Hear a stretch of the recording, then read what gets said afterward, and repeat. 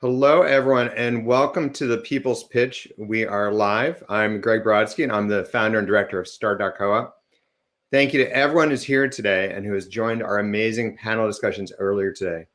We are so excited to have you here with us to share in the success of the Start.coop 2021 cohort as they graduate from our accelerator program and to help us vote on how to allocate $10,000 to the best graduates. I'm sure additional people will be joining as we go. Now it's my honor to introduce my co-director, Jessica Mason. Hi, everyone. So excited to be here in community with you all today. After a year filled with twists and turns that none of us expected, the dual pandemics of COVID-19 and racial injustice have left our country reeling and left many of us more committed than ever to crafting a new and more equitable economy. The graduates of this year's Start.coop program are at the forefront of this movement and have spent the last 16 weeks building cooperatively owned businesses all across the economy. Before we begin today, we want to take a moment to acknowledge that tomorrow is Juneteenth, an incredibly important day for Black Americans, and indeed for all of us as we grapple with this nation's racist past and present. We've chosen a short video that explains and honors Juneteenth, and we'd like to share it with you now. Juneteenth is the oldest known celebration marking the official end to slavery in the U.S. Let's go back 150 years or so. On June 19, 1865, Major General Gordon Granger landed on the shores of Galveston, Texas, to regain control of the state. Once there, Granger read aloud the General Orders Number 3, quote, "The people of Texas are informed that in accordance with the proclamation from the Executive of the United States, all slaves are free. This involves an absolute equality of personal rights and rights of property between former masters and slaves." 2.5 years earlier, then President Abraham Lincoln issued the Emancipation Proclamation, ending slavery in Confederate-held states. But it didn't immediately go into effect in Texas, partly because news traveled slowly and there weren't enough Union soldiers to enforce the order. An estimated 250,000 slaves were emancipated on June 19, 1865, though some slave owners kept the information to themselves until after the harvest season. Upon hearing the news, celebrations broke out among the newly freed people. One person is quoted in a historical essay saying, "The way it was explained to me, the 19th of June wasn't the exact day the Negro was freed, but that's the day they told them they was free. And my daddy told me they whooped and hollered." In December 1865, the U.S. government ratified the 13th Amendment, officially abolishing slavery. Celebrations on June 19th took place the following year, and the holiday stuck. It's commonly known as Juneteenth, June plus the 19th. Texas was the first state to make Juneteenth an official holiday. Most U.S. states recognize Juneteenth as either a state or ceremonial holiday or a day of observance. It's also known as Emancipation Day or Freedom Day and has become the most prominent day marking the freedom of slaves in the U.S. According to the official Juneteenth website, the holiday celebrates Black freedom and achievement while encouraging continuous self-development and respect for all cultures. The holiday has almost always focused on education and self-improvement. Some have called for it to become a national holiday, with celebrations on par with July 4th. Nowadays, Juneteenth is marked by celebrations large and small throughout the country, including parades, barbecues, and even rodeos. The idea that Juneteenth is about learning and growth is so resonant, and I'm grateful that we can come together today in pursuit of learning and growth, and can uplift cooperation and cooperative economics, both of which have a deep history in the African American community. For those new to our co-ops and to our community, we highly recommend diving into this history, and a great place to start is by reading Collective Courage by Dr. Jessica Gordon-Nemhard. We've had over 300 people join us throughout the day, and we want to thank you for your enthusiasm and support for Start.coop and our entrepreneurs. And we also want to thank our sponsors, National Cooperative Bank, for their generous support as the lead sponsor of the People's Pitch, Shared Capital for supporting the workshops earlier today, Capital Impact Partners for sponsoring the equity passes for BIPOC and LGBTQ attendees, and Cooperative Fund New England for sponsoring the student passes. We have 7 incredible entrepreneurs lined up to share their startups with you today. And as a reminder, we are live streaming. So there may be exciting moments as we go, and that's part of having a live event. If you're wondering how we chose the order of today's pitches, our entrepreneurs, ever skilled in cooperative governance, voted to determine the order in which you'll hear from them. At the end of the pitches, you will be invited to vote, and we will share the results of the vote and award a $6,000 first prize, a $3,000 second prize, and the $1,000 third prize before closing out the event around 5:30 p.m. Eastern. But wait, there's more. We are incredibly excited to announce that thanks to the generosity of Zebras Unite, and also so many of our speakers today who chose to donate their honorarium, we have an additional $8,500 in prize funds today. Our entrepreneurs got together last week and decided that all the funds that we're able to raise over and above the $10,000 main prize pool would be split among each of the teams with one or more Black founders, in an effort to acknowledge the systemic impediments to success that Black founders face in our economy and society. We are so incredibly proud of the entrepreneurs for this choice and are pleased to share that Bloc by Bloc, Kinfolk, and the Drivers Cooperative will share equally in these extra funds. Before we begin, we need to appease all the lawyers in the room and share a quick legal note. Nothing today is intended to be a solicitation for investment, investment recommendations, or financial guidance. These pitches are for informational purposes only so that our entrepreneurs can share and educate people on the power of the cooperative model. And nothing you hear today is a solicitation to invest in any particular company. Also, a quick note that our entrepreneurs are located all across the country, which we've talked a little bit about already, and given the stresses on internet bandwidth and connectivity, we may experience some lag in their pitches. We appreciate your patience as the technology tries to keep up with our entrepreneurs. So, are we ready to do this? The need for change and the promise of co-ops is a story best told by our graduates. Today, we get to hear it directly from them. Without further ado, it is my great pleasure to kick off the pitching. And we start today with GoBox. I'm really excited about how they're building a business that has massive potential to eliminate single-use everything. So let's hear from CEO Jocelyn Quarel, who unsurprisingly dreams of a world without waste. Hello, good afternoon. Thank you all for being here. What fantastic words from Seth to share with us. My name is Jocelyn Quarel, and I am the CEO of GoBox. Now, if you're anything like me, you have been a lifelong committed recycler. Every day we stand over the trash and recycling bins, and we look for the chasing arrow symbol on whatever we hold in our hands, hoping we can toss it into the recycling bin, because that just feels better, right? An easy way to save the planet. But while it turns out that recycling, it isn't so easy. Despite 40 years of recycling progress, we find ourselves in the midst of a waste crisis that is wreaking havoc on our environment and our health. The most significant source of all of this trash is single-use packaging, which is often difficult, if not impossible, to recycle. 90 million tons of single-use packaging is produced annually, and a third of it will escape into the environment as litter. It is estimated that single-use packaging pollution will triple in the next 20 years. We need to rapidly transition to a new model of consumption, the circular economy, that eliminates waste through the thoughtful design, production, and utilization of materials. Reuse is a key aspect of the circular economy. As an early innovator in this space, GoBox has been building a zero-waste ecosystem that eliminates single-use foodware by providing reusable foodware to hungry foodies and their favorite takeout spots. We partner directly with restaurants, food carts, cafes, and grocery stores to provide them with an inventory of reusable food containers and beverage cups that GoBox members can check out and return using our mobile app, similar to a bike share system. Our focus is on ensuring reusable foodware is provided safely, conveniently, and is a truly sustainable alternative to single-use and hard-to-recycle products. When a GoBox member wants a zero-waste meal, they can visit one of our partner vendors and use our app to check out a container or a cup. When they're done, they return the reusables to a conveniently located GoBox drop site.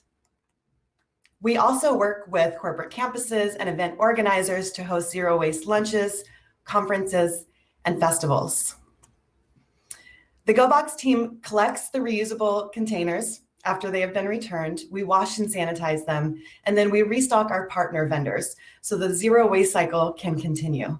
I am so proud to be able to share that our community has already eliminated over 250,000 single-use products so far, and we are just getting started. Now, over the past 6 months, we've been developing a new business strategy whereby we're providing third-party reuse services to consumer brands. In this B2B approach, the brand owns the reusable product and hires GoBox for the washing and logistics services. For example, we partner with Imperfect Foods to wash and sanitize reusable gel packs.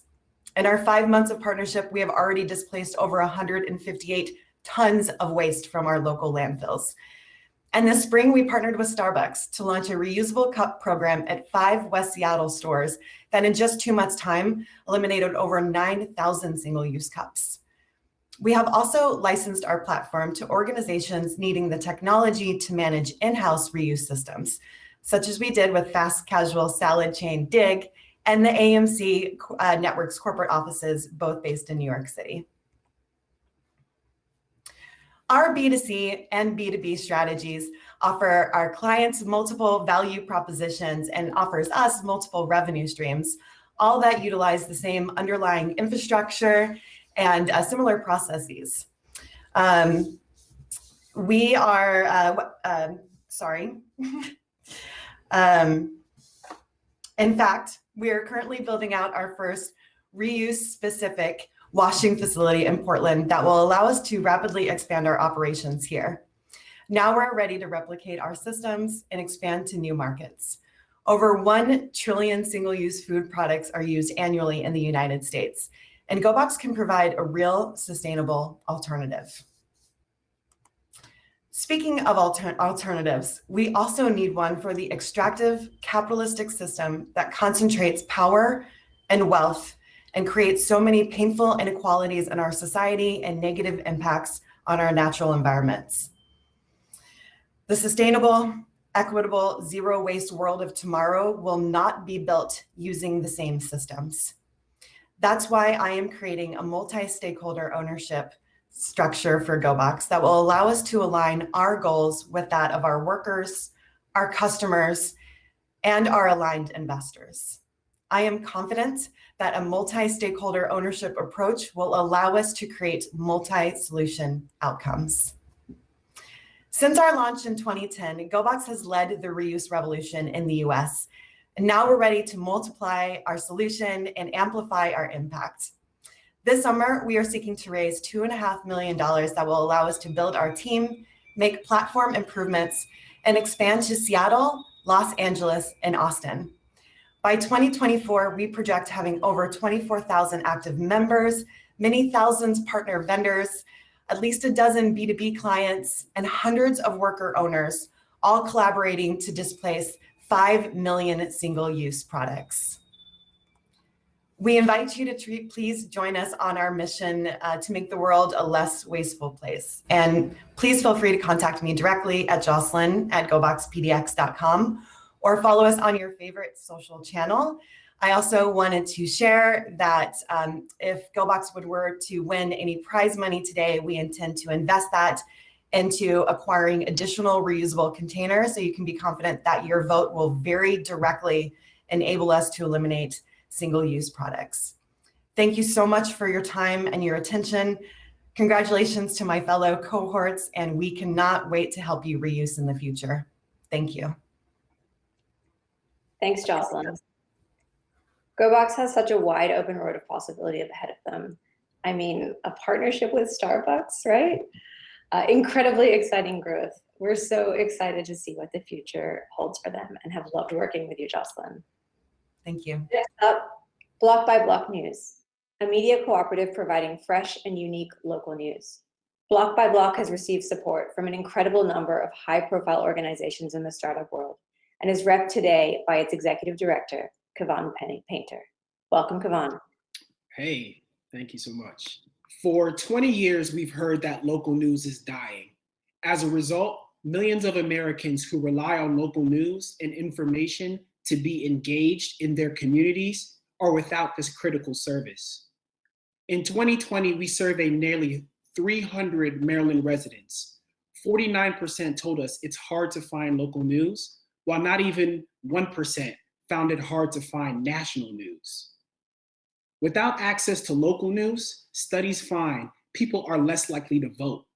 They are more vulnerable to dangerous partisan misinformation, and the lack of access to news that fairly represent and serve the information needs of everyday people overwhelmingly impact rural communities of all races and Black and Brown communities in particular. I experienced this personally in 2012 when the news about Trayvon Martin hit the national airwaves. As shocking as the media's questioning if Trayvon's hoodie made him suspicious was, what was even more shocking was how few Black voices were on the cable news. It was the first time I noticed news happens without us. And whether we're talking about race, gender, economic status, sexual orientation, geography, or generation differences, everyday people do not own or shape the narrative. I was an economics and political science major at Howard University, but this news regarding Trayvon inspired me to change my major to journalism the next day, and it changed the trajectory of my life. My name is Kevon Painter. I'm the founder of Bloc by Bloc News. Bloc by Bloc News is a media cooperative and civic engagement organization starting a news aggregation service to help people tap into what matters most locally. Additionally, we're owned by news readers and news producers. We started with a newsletter with an average open rate of 56%. That's 44% higher than the average email open rate. A website and social media. We have a mobile app coming soon, all to help Marylanders discover hyperlocal, trustworthy news to make informed decisions about what's happening in their communities. Bloc by Bloc News is filling a need by aggregating local news. We're refocusing residents' attention on local issues because in reality, our leaders, our local leaders, our mayors, our school board members, state and city council legislatures are the people who impact us and we impact them. Yes, we've heard the story, local news is dying. But when I started researching the news landscape in Maryland to build our news aggregator, we found 137 news publications, hundreds of social media feeds, 160 newsletters, 37 radio stations. So there is news, but the problem is actually discoverability and the gaps in certain locations and issues. That's why, in addition to the channels we're building to help residents discover the news, Bloc by Bloc News is a media cooperative, and we're helping residents be part of the news. We train residents as citizen journalists, and we hire seasoned news reporters to fill in the gaps in the coverage. By doing so, we're strengthening the news ecosystem, and we're bringing water to news deserts. We're beginning in Maryland to keep residents informed, not just in national elections, but in every election. After growing our model in Baltimore, we envision expanding all throughout Maryland. Then we envision a Bloc by Bloc News Massachusetts, a Bloc by Bloc News West Virginia, and a Bloc by Bloc News Georgia, scaling towards a 50-state strategy. Our team consists of me. I'm the CEO. I've driven through every county in Maryland. Christina Sturdivant-Sani, our editorial director, is a Maryland coffee shop connoisseur. Between us, we have 17 years of professional journalism experience and 4 years in technology management. Also part of our team, the news publishers, small and large across Maryland. Bloc by Bloc News gives them an additional place to publish their work, to reach new audiences, and as a media cooperative, we include them in the governance decisions and the profits. We've made headlines and received recognition in digital news business magazines across the United States, United Kingdom, and Canada. We've won partnership support from several funders who are dedicated to supporting mission-driven and disruptive technologies like us throughout Maryland. In today's digital media environment, news needs to have a diversified revenue model to succeed. The old way of simply relying on print advertising won't work. By introducing a reader-member model where readers join and are invited to ignite the renaissance of local news, we'll bring in monthly recurring revenue from readers. Next, we have multiple revenue sources in development, including various types of advertising, selling event tickets, and more. We project financial stability through diversifying revenue streams. We're raising $295,000. With it, we'll grow our audience on our current channels, we'll hire local journalists, and launch our citizen journalism trainings to fill in the news gaps we see in the media landscape. We'll also develop our tech, our mobile app news aggregator. You can impact how residents stay informed about local elections, how they avoid misinformation and participate in the media system where they're better enabled to own and shape the narrative. Join us. Block by Block News is here to ignite the renaissance of local news. Follow us on social, visit us at blockbyblocknews.com, invest in the future of local news with us. Thanks, Kavan. As you heard, Block by Block is signing up new members on a weekly basis and has huge plans for scale. First stop, Baltimore. Next stop, the city where you live, and all the cities that everyone's putting in the chat right now. I hope you're as excited as we are to watch them connect news and civic engagement and chart the future of local media. And don't forget to follow them on social and sign up for their newsletter. For our third pitch, it gives me great pleasure to introduce you to Carefully. As the previously invisible labor of childcare took center stage during the pandemic, Carefully stepped up with a vision for mutual aid that could dramatically increase the availability of affordable childcare. There's no one better to tell us more about Carefully and to tell this story than the founder, Leslie Burrell. Welcome, Leslie. Hi.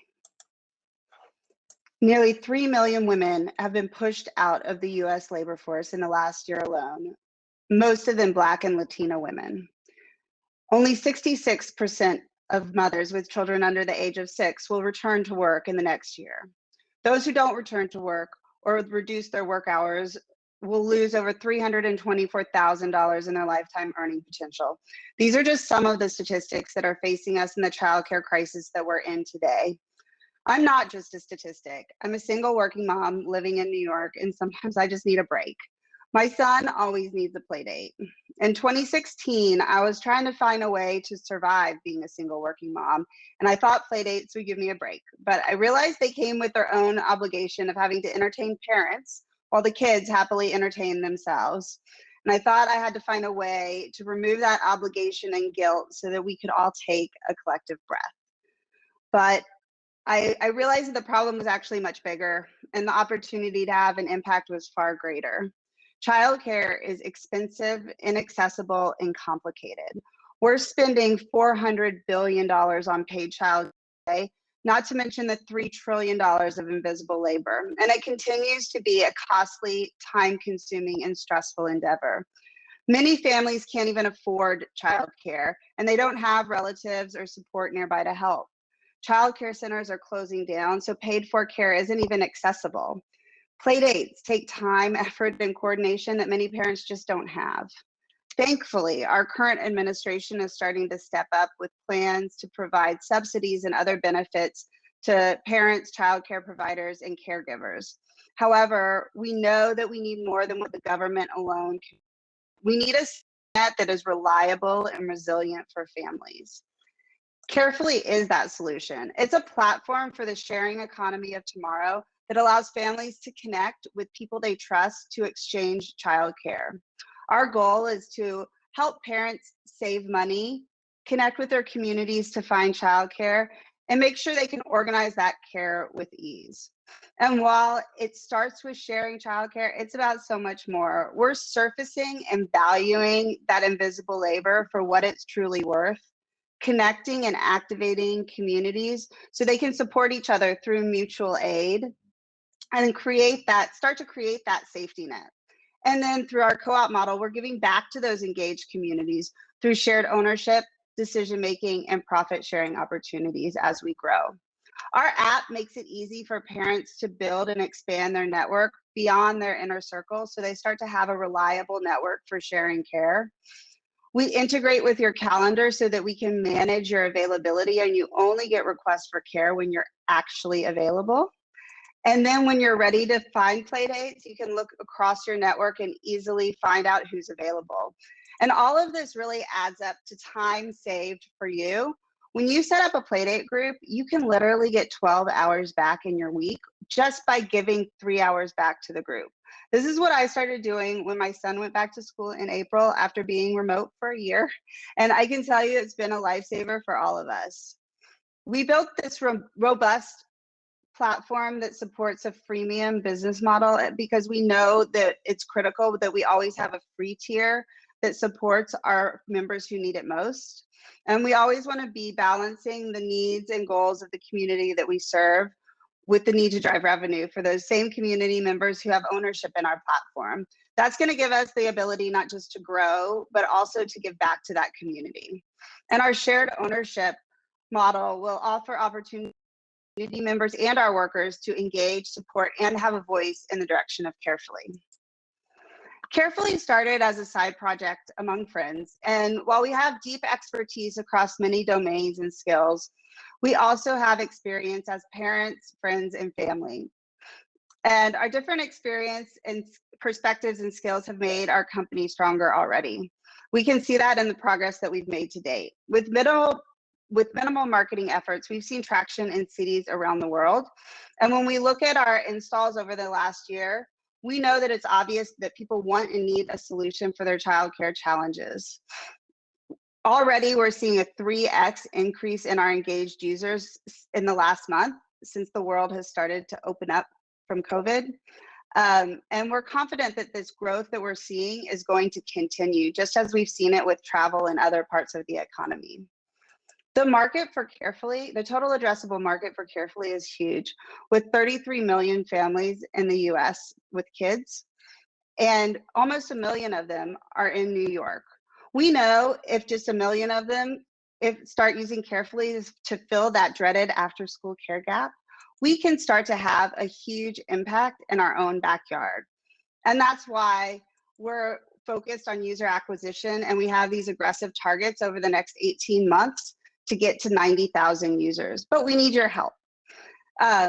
We need your help to get there. If you're a parent, or even if you just have friends with kids, you can start a group on Carefully today and invite your friends. You can start hosting events and give some parents a break. I guarantee you they're gonna thank you for it.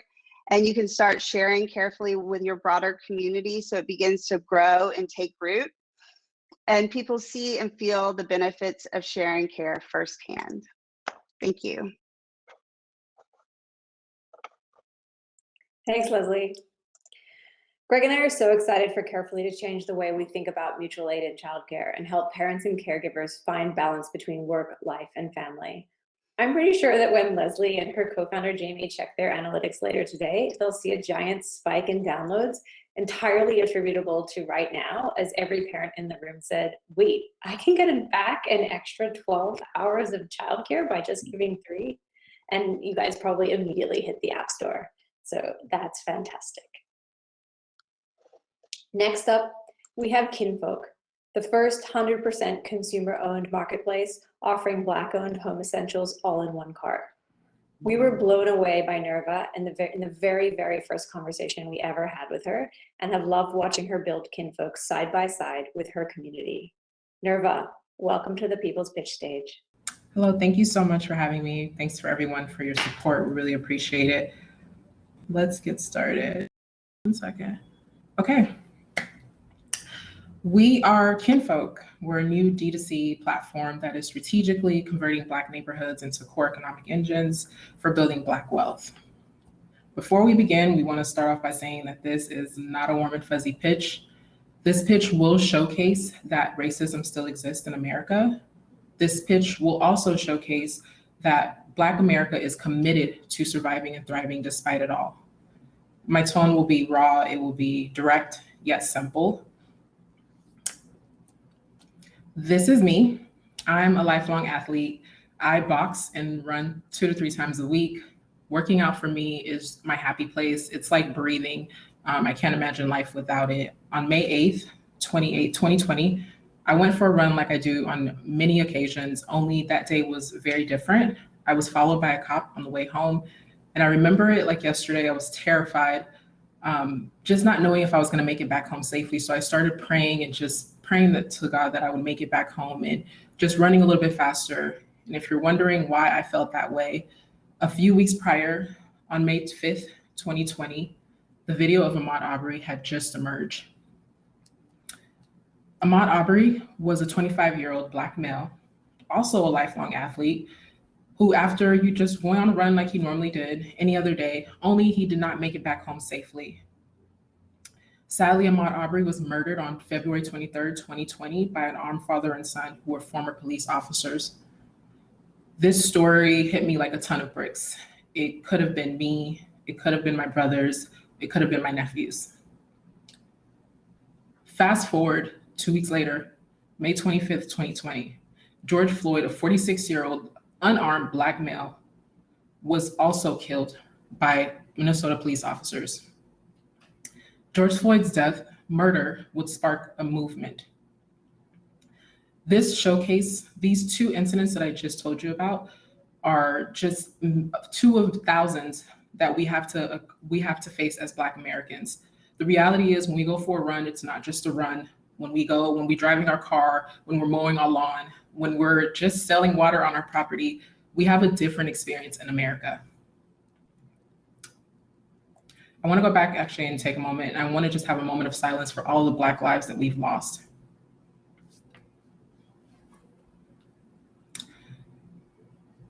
The moment of silence is because I discovered during this time frame after my run, I wanted to figure out what else I could do for my community and that these stories are not okay. What I discovered is that America has a disturbing trend. Despite making up only 13% of the US population, the leading cause of death for Black Americans is police violence, which led me to discovering this horrendous cycle. You see, we've been here before countless times, and it usually goes something like this. There's a senseless killing in our community. We're all upset, so we protest. And then we go into let's buy Black. We place the emphasis on buying Black, and so we start shifting our dollars. But the byproduct of this cycle is that we rely on trauma to give Black businesses a chance, which revealed another problem. The buying Black experience is completely broken. And so once we've gone through this cycle and we've placed the emphasis on buying Black, we start to grow frustrated because Black businesses lack the infrastructure to compete in the marketplace. And then the trend is over until the next killing. And we've been doing this trend for years and centuries. And so we need to change that narrative. Kinfolk is created by movements, the ones that I just told you about, Ahmaud Arbery, George Floyd, Jacob Blake, Breonna Taylor's, and countless others. We're rethinking what it means to buy Black, to build economic democracy in our community. Because the reality is this cycle will continue. It has and it will. Just a few weeks ago, there's another story that just broke. So we understand that being Black in America isn't the American dream. We can't buy or class our way out of racism. The reality is Black communities that are economically empowered are less likely to face police brutality. So I started imagining, what if and how might we distribute equity so every single Black person can enhance their earthly quality of life? My name is Nerva Bosico, and I am the founder and CEO of Kinfolk.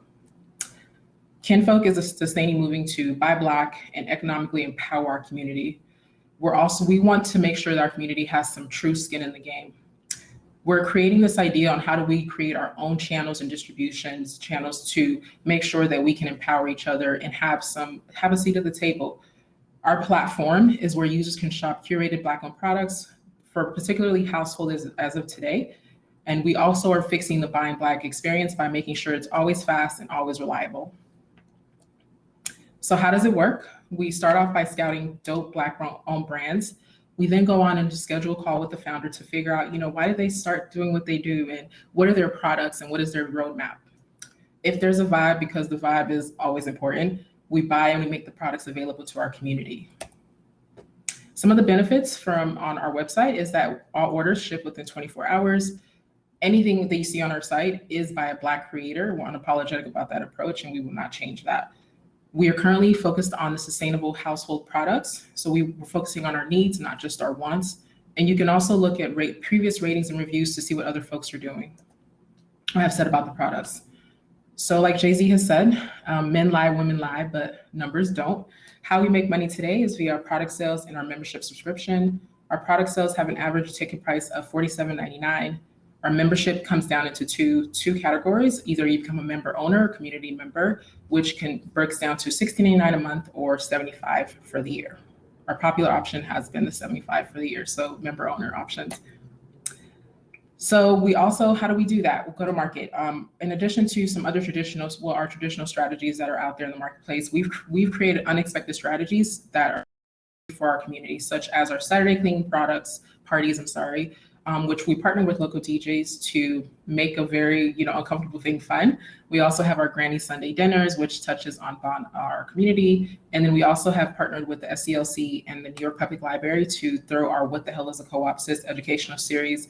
It's very important that we educate our community on the cooperative movement and what it means to be a co-op, which leads us to the fact that Kinfolk is a consumer cooperative. That means you get a seat at our table and share in our profits. Our traction today is we launched on September 4th, 2020. We've since activated 14 Black-owned brands. We were accepted into the Start.coop accelerator, super grateful for that opportunity. And since we also have gotten celebrity support such as Hannah Broadman. Our vision is that we change the narrative of what it means to buy Black. Today, when we say Black owned, we usually associate that with the Black owned candle or fashion, and we can exist more than these two spaces. So we are focused on the house. And so again, we're focused on our needs, not just our wants. Our segments will be just that. And so we are focused on the house, but we will expand to other areas. In 5 years from now, we aspire to be the #1 global online platform where consumers can find Black-owned essentials. And we will build our own ecosystem to produce our own products, our own services, and create jobs. Our market size, there's 231 million online consumers today. 21 million of those are African Americans. We are going after 10.5 million of those, so just about a small percentage. We're not going after everyone because we want to start off and scale slowly. And then based on the current data, 34, the average ticket price is about 34, and we know that they shop repeatedly. They visit the stores about 86 times. So based on that, we're projecting 926 million for our revenue between 2021 and 2025. We do have competition. We've looked at it in 2 different segments. We have the Black-owned stores, but they do not specialize in household care, such as We Buy Black. And then there's other traditional like Growth Collaborative, and Target, but they do not specialize and focus on the Black community. So Kinfolk is that happy medium where we focus on both categories and make sure that we service our community. Our team is Ashley. She handles all of our brand relations. There's Nick, he's our tech lead. Sky is a writer who previously was at Owen and Marvel and has currently joined our team. We're super grateful for everyone. And Monet, who does all of our multimedia visuals. And myself, I'm an aerospace engineer. I have 10 plus years in supply chain, hence the 24-hour shipping. And we're super, super excited to build out this solution. What we're asking from you is your participation. Make sure you join our co-op. Make sure you support us by buying the sustainable products that are on our website from Black creators. Thank you so much, and we hope you join us. Thank you, Norma. All right, everybody, take a moment to bookmark Kinfolk's site right now. Their curated collection of Black-owned home goods is unparalleled, and you most definitely don't want to miss their Saturday morning cleaning playlists, crowdsourced from the community, which are ready to help you find your cleaning groove. And we are so excited for everything that lies ahead for Kinfolk, and we hope you are too. Next up, Zebras Unite, a company which is reshaping business as the most urgent human rights project of our time. Zebras Unite was co-founded by 4 phenomenal women entrepreneurs committed to supporting startups of a different stripe. They know there's an alternative to the traditional Silicon Valley playbook and are building a powerful community of aligned founders. Today, we hear from Zebras co-founder and managing director, Mara Cepeda. Welcome, Mara. It's so wonderful to be here, and I'm so grateful for this opportunity to share Zebras Unite with you. So on the right, on the photo here, you'll see me and one of the Zebras Unite co-founders, Jennifer Brandell. For the last 6 years, we've built our company called Harken. Harken works with over 400 newsrooms, colleges, and institutions in 90 countries. The company will earn about $2.5 million in revenue this year, supporting organizations that preserve democracy. Harken is not a unicorn, nor should it be, given that we serve and not disrupt democracy. But it is a strong and valuable business. We built a company, and because this company was seen as a failure to Silicon Valley, we saw something more, and we ended up building a movement of founders like us. And so today I'm here to share that story. Jen and I, along with our two other Zebras Unite co-founders, are part of the 83% of entrepreneurs that are not served by the traditional commercial lending industry or venture capital. And this is a huge market. In 2017, we published Zebras Fix What Unicorns Break, and in it, we described our frustration and painted the picture of a more abundant and cooperative future. And we argued that reimagining business is the most urgent human rights project of our time. Those construction workers that you see there, it turns out that that image wasn't an accident, because Zebras Unite is called to build the infrastructure for the next economy. So what do we do? Well, we start with building capital, culture, and community. So when it comes to capital, we create new capital instruments and we make it easier for founders like us to access alternative capital. We have an online community, international, with over 20,000 members and entrepreneurs and investors and allies that do business with one another. And when it comes to culture, we shift this culture by every single success story and every single Zebra company that succeeds. But rather than me telling you about what Zebras Unite does, I want to show you and give you some examples. Just a few weeks ago, we helped our fellow Start.coop classmate, Drivers Coop, secure $100,000 of non-dilutive capital in less than a week. We leveraged a relationship with one of our existing funders. We helped another Start.coop alumna, Jen at Savvy Co-op, who you may have heard of from today, by referring her to NDVC, which made its first investment in a co-op. And on Monday, we'll be announcing that our co-founder, Ania Williams, will invest her $50,000 NDVC Scout check in a Zebras Unite community member. We helped organically grown company in Oregon to convert to a multi-stakeholder steward-owned ownership model by introducing them to aligned investors at one of our events. This week, the Inclusive Capital Collective launched. The ICC is a network of over 100 community-based fund managers taking aim at systemic racism by building community wealth. We're helping them to mobilize $100 million in historically disenfranchised communities. Last year, we convened a cohort of 23 companies with exit to community. These founders are exploring alternative exit strategies to acquisition and the IPO status quo expected of startups. And this is a photo of just this morning. It's a screenshot from the Ways and Means Committee from the Oregon legislature, where a bill that we've been helping to advance over the last few years has just left committee.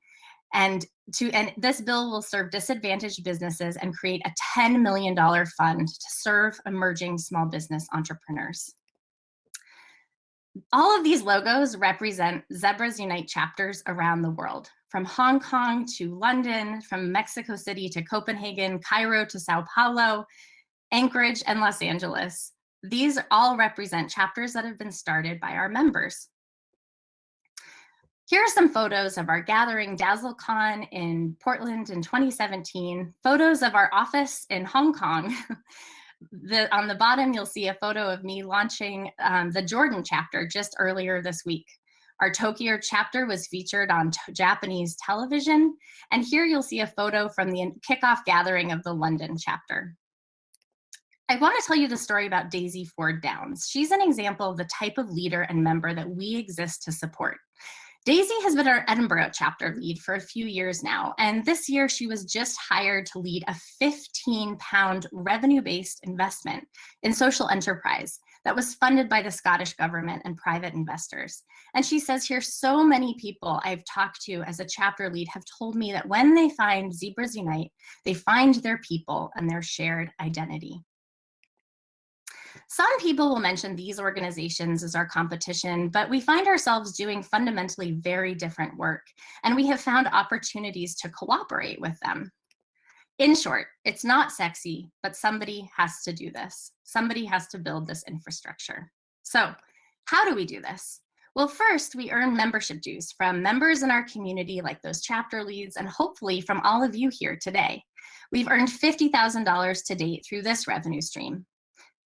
It turns out that knowing how to build infrastructure for the next economy is actually a really valuable skill, and it also makes for a great business. Zebras Unite offers a fee-for-service consulting arm that's earned $850,000 in contracts to date from clients like the Gates Foundation. We just closed a 6-figure deal this morning that will be delivered by our co-op members, thus earning them revenue. A few months ago, we were selected for a grant from the Economic Development Administration. And because we're a hybrid organization, our nonprofit sidecar is able to accept grants that advance our movement building and education. We've attracted over $2 million in grants to date from funders like the Omidyar Network, the Kauffman Foundation, Cerdna Foundation, as well as, you might be surprised to hear, Wells Fargo. Even they get it.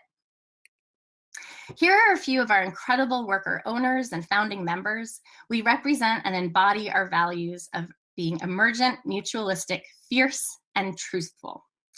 So the invitation today is let's build a billion zebras together.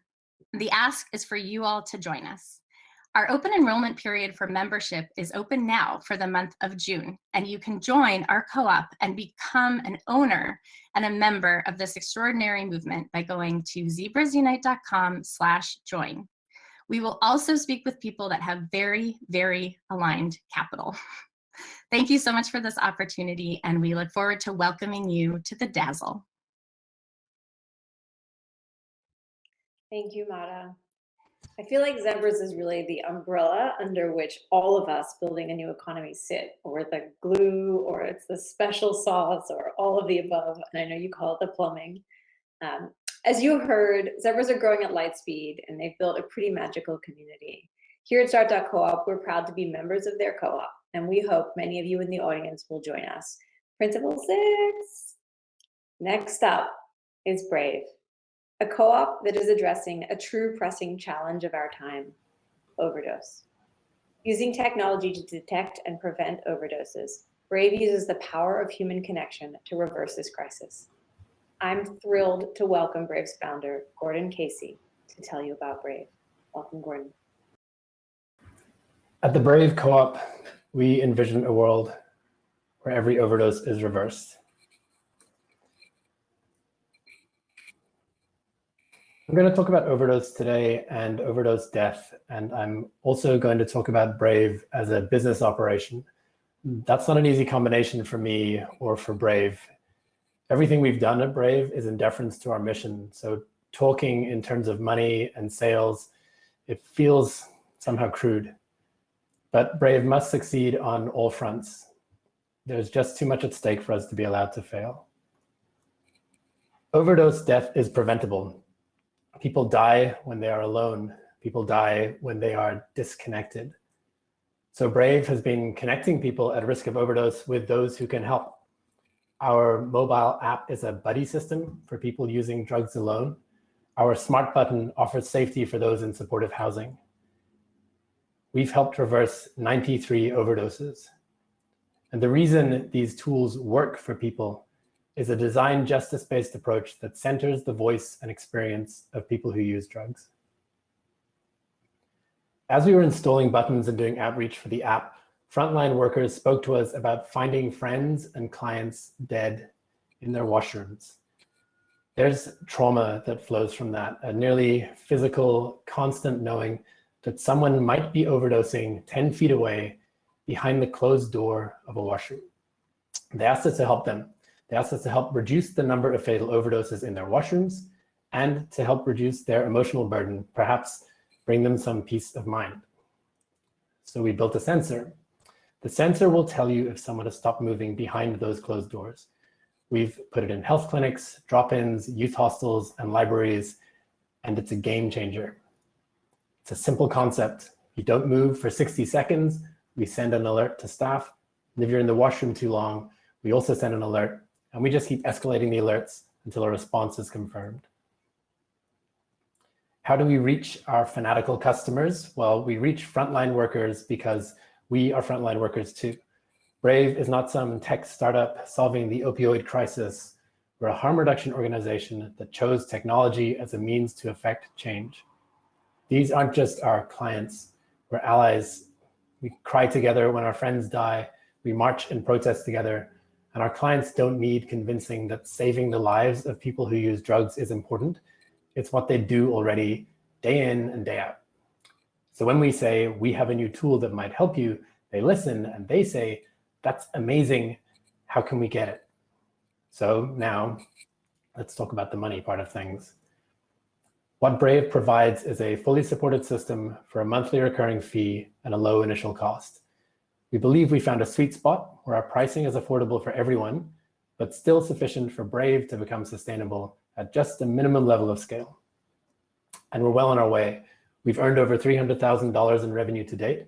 We started small, but now we're working with larger organizations like the Salvation Army and Covenant House. And what's amazing about us really is we found a revenue, pricing, and organizational model that fits squarely within our mission and not the other way around. There is an overdose crisis happening. People are desperate for tools that work. We hear repeatedly from our existing clients that this needs to be everywhere. We agree. So we're putting more resources into sales and outreach. We're leaning into the thousands of relationships that we've built up over the last 4 years. The question that might be begged by all of this is whether there is enough there to keep us growing in our impact. Well, there are 40,000 organizations in the US alone serving those most at risk of overdose, spending nearly $200 billion a year. Our average deal size is about $7,500 and rising. So that's a market of nearly $300 million. We think about 15 million is obtainable within the next 2.5 years. And there are so many other places where people are at risk of death behind closed doors. And in time, we'll get there too. Right now, nobody is serving this need. There really aren't many other viable options for those who face this issue. Brave is, as you will have guessed, a multi-stakeholder co-op. We believe the people we aim to impact and serve should have a voice in how things are done, and that our staff should have control over their place of work. And they should all participate financially together with investors. So we're owned collectively by all three, one member, one vote, and we expect to be held accountable to our values and our mission. We feel that's just putting our money where our mouth is. Our team is an unlikely collaboration of people with lived experience, technical brilliance, and compassionate activism. We identify as engineers, drug users, activists, philosophers, sex workers, and entrepreneurs. The people on our team in real life have reversed more than 200 overdoses. And we've lost one of our team members too. Spike, who's pictured here, died last month. RIP Spike. I'm hoping you see what's possible here. The challenge is huge. While Brave's 93 overdose reversals is great, more than 230 people will die of an overdose today. But our products work today, and they can scale. We need to keep on improving them. We need to get them into the right hands as quickly as possible, and we must equip Brave for the long run. And to do that, we're going to need some help. With the right amount of investment, we believe we could accelerate our impact 100x by the end of next year. I'm talking about 10,000 overdose reversals per year. We hope you'll join us. Thank you. Gordon, I am so impressed by how you weave the story of overdose with the story of this responsive, human-centered business that you're building. And I personally can't wait for the day when there's a Brave sensor in every public washroom in North America. Thank you for being with us. Thank you. And now the last of our pitches today, fresh off their launch in May. We turn to the Drivers Cooperative, New York City's first driver-owned ride-hailing platform. We are so thrilled to have the Drivers Cooperative in this year's cohort and to watch them prove that Uber and Lyft's extractive business model is not the only way. Today, we welcome one of three managing directors, Alyssa Orlando, to tell the Drivers Cooperative story. Welcome to the stage, Alyssa.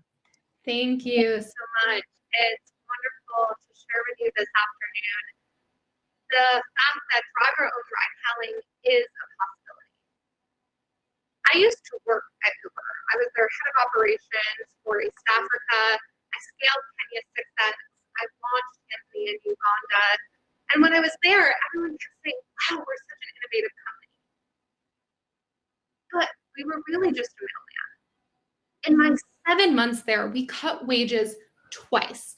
first by 35%, then by 20%.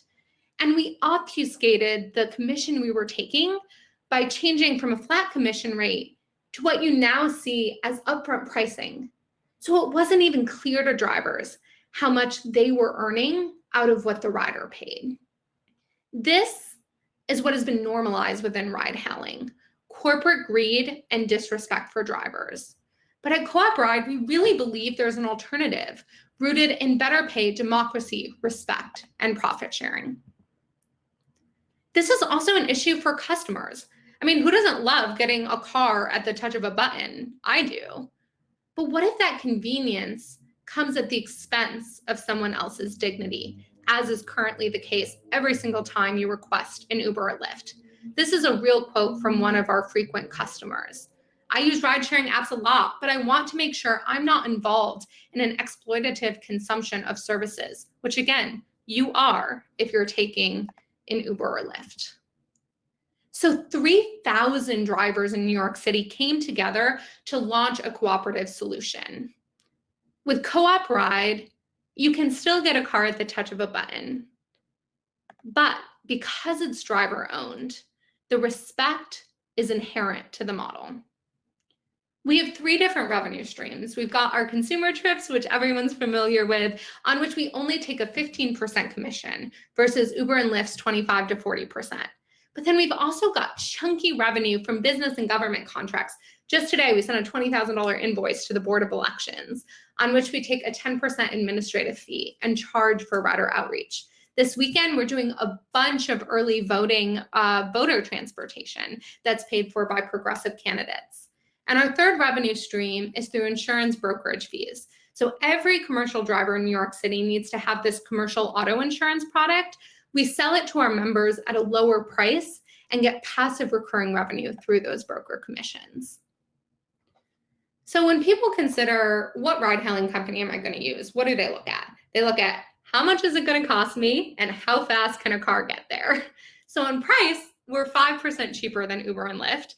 And on driver availability, we've got 2,900 cars on the road, and we give riders the ability to pre-book because we know at the beginning our wait times are going to be a little bit longer. But if you make a reservation, we'll make sure a car is there exactly when you want it.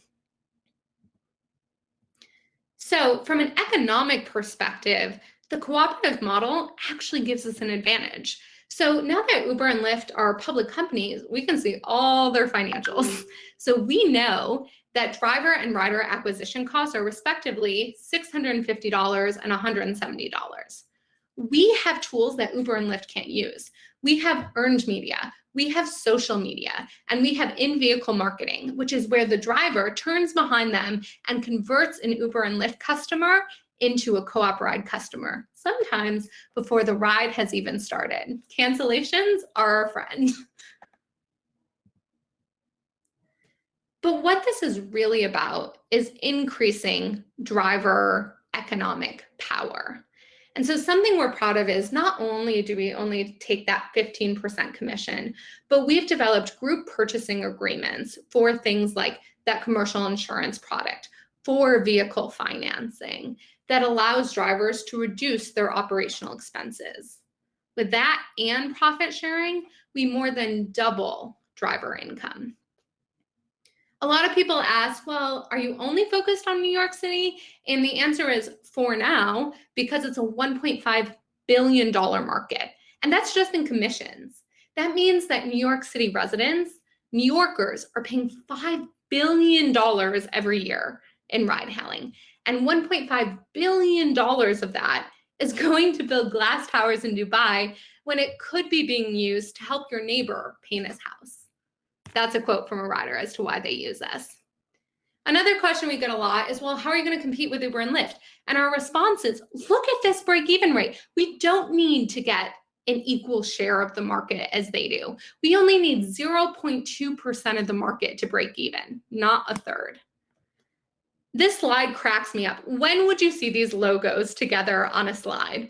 We've got people from big tech, Google, Facebook, Uber, but we also have people from community organizing like DSA, and the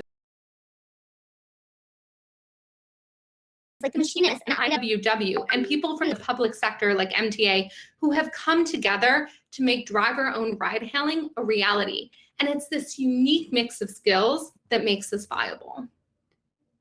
We are normalizing the cooperative movement. Because we're going against such well-known consumer players, we're able to get attention from places like AOC and the New York Times so that we can share that cooperatives are an option to tens of millions of people, as we've done in the past month. And this coverage gives us traction. So we've done over $85,000 in business contracts. We've shown our ability to grow within a contract. And we have over 25,000 rider accounts just in the past month, over 3,000 drivers on the platform, and 5-star ratings in both the app and Play stores, not to mention extensive media coverage. Some of the biggest names in the cooperative movement and the labor movement have come together to make Co-op Ride a reality. So what I encourage all of you to do is to go to your app or Play stores right now and download Co-op Ride. Millions of drivers need this. When you support cooperatives, you can build the movement. Thanks, Alyssa. Eric, Ken, and Alyssa and their many volunteers have worked tirelessly to make driver-owned rideshare a reality. We are so excited for everything that lies ahead for them. If you live in New York City and you haven't already, grab your phone and download their app, Co-op Ride. I have to say, you know, when you do an event like this, it's always mildly terrifying as the host because you just don't know how it'll go and you just never know what surprises the entrepreneurs might have in store for you. But I'm just gonna go out there and say that these entrepreneurs have really blown me away today and surpassed even my wildest dreams. So entrepreneurs, I wanna take a moment to acknowledge each of you and the hard work you put in to get here. You know I've fallen in love with each of you these past 16 weeks, and that Greg and I are so proud of you and the cooperative businesses you're building. Bravo. Yeah, I gotta say, this has been an amazing cohort, and each entrepreneur is such an inspiration to Jessica, to myself, and to our board. And I know I speak for the entire Start.coop community of our staff, our mentors, our faculty, our donors, and our investors when I say congratulations on graduating from the 2021 accelerator. And speaking of the whole community, I sincerely want to thank our mentors, our faculty, our donors, and our investors who have come together to make this important program happen every year. We have a very small team, but this has really become a really special program, and we really couldn't do it without each and every single one of you. Now, to everyone who joined us today to hear these pitches and support the entrepreneurs, it's your turn. You've heard from our 7 graduates, each of whom who are taking on the giants in their industry and building robust businesses that create meaningful changes in ownership and governance for their communities. Now, I know all these entrepreneurs are incredibly worthy, but we're now going to give you the hard task of voting for one of them. We're asking you to vote for a single startup from amongst our 7 graduates. We'll tally the votes and award the prize money accordingly. This is all you. There are no prestigious judges. No one has more voting power than anyone else. This is the people's pitch, and it's up to you, the people, to decide which startups receive the prizes. So we only have a few minutes for voting. So you'll see the type form link in the chat. Katie just pasted it, and Katie, maybe just keep repasting it so people see it. And we want you to go to that type form link and make your voice heard. We'll pause now for just a minute to make sure everyone has the link and to give everyone a chance to head over to vote. And as per our cooperative principles, we want to remind you, 1 person, 1 vote. So please use your vote carefully.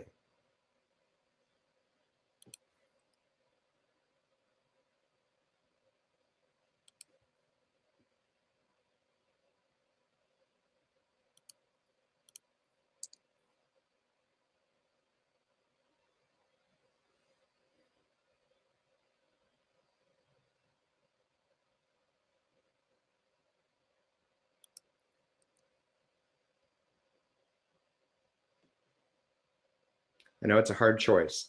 And each of our teams is so deserving, and they each do get investment through the accelerator as well. While you're voting, we want to let you know about next year's accelerator program. We are thrilled to announce the Start.coop 2022 accelerator will run March through June next year. and it'll be a 16-week all-remote program for up to 8 of the most promising cooperative loan startups across the US. Applications will open at the end of October, and everything you need to know to nominate an entrepreneur or to apply is on our website, www.start.coop. And also, if you're excited about what you've seen and heard today, and you're interested in joining our community as a mentor or donor, or you'd like to learn more about investing in cooperatives, please feel free to drop us a line at hello@start.coop. Okay, so we're going to close voting. We're going to give everyone just another 30 seconds for any last stragglers. For those of you voting by mail, it's now time to get your ballots in. Just joking about the mail-in ballots. Maybe it's too soon. We'll give everyone 30 more seconds here. That's what you said 30 seconds ago. Is anyone in the chat who has not been able to vote? Everybody in our audience is doing such a great job of posting the Typeform link for other folks who haven't seen it. Thanks so much. All right. And now the moment that we have all been waiting for. This makes me incredibly nervous. And Jessica, let's bring all our entrepreneurs up on the screen. Yeah. So as we get ready for this big moment, I'm going to ask all of our entrepreneurs to come up on stage with us to be here for the announcements. Let's wait till we have everyone.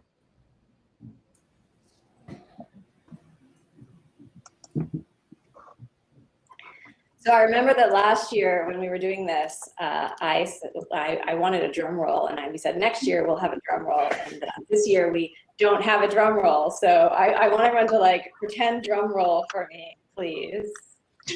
I am so excited to ask everyone to put themselves on mute if you're not talking so that we don't get background noise. I'm excited about that. But I'm also really excited to announce the winners. So in third place, receiving $1,000 of no strings attached prize money is Bloc by Bloc News. Thank you. I wish you could hear the audience clapping, but I know the audience. I know all of you at home are clapping so loudly. Yeah, there it goes. See it in the chat? All right. Second place, $3,000 in no strings attached financing or prize monies is Brave Cooperative.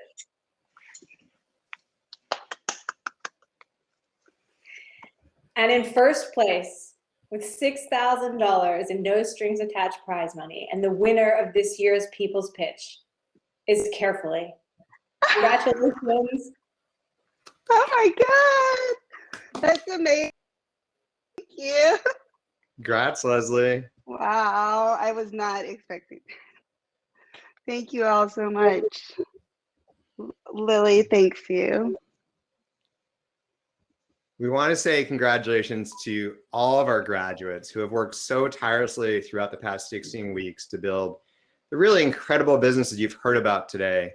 There's lots of ways to get involved with each of the businesses. You can follow them on social media. You can download their app. You can subscribe for their newsletters. If you'd like to connect them directly, we're happy to connect you.